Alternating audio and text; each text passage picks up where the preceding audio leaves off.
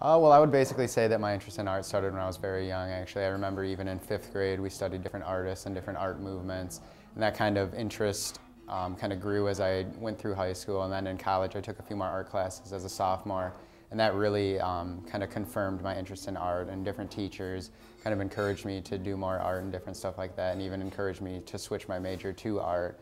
So that kind of just built my confidence and just kind of my exposure to art and the art world, and kind of made me want to continue pursuing art. I actually try and do a wide variety of different artworks. I think that kind of goes with my personality. I kind of feel like I have a wide-ranging personality. So for this art exhibit in general, I used pencils, acrylic, and oil paints, and even watercolors, and even a charcoal. And I actually would even consider using different mediums in the future.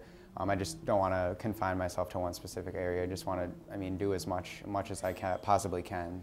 I would have to say that since my mediums are kind of broad, I feel like I do have a wide variety of different influences. I know one area that influences me is Russian constructivism, and it's kind of art for purpose. It's kind of used as a means to influence society, and society kind of influences them.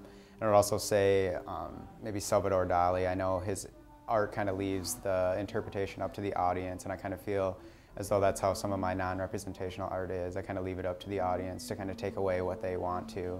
And also I do a lot of different realism too, so I guess different realistic artists, maybe Andrew Wyeth. So basically I'd say my influences are just very broad, kind of like the mediums that I use, and I just don't want to really confine myself to a specific area, so that's kind of why my influences are very broad. I would have to say that tennis and art are kind of in the same light, in the sense that they're both kind of individual practices. I have to work on my own for both of them and kind of develop my skills in both. And also, they are kind of an entire process. As far as tennis, you look at the outcome, whether you won or lost. And the same thing with art, you kind of look at the end result and kind of see how productive the actual event was.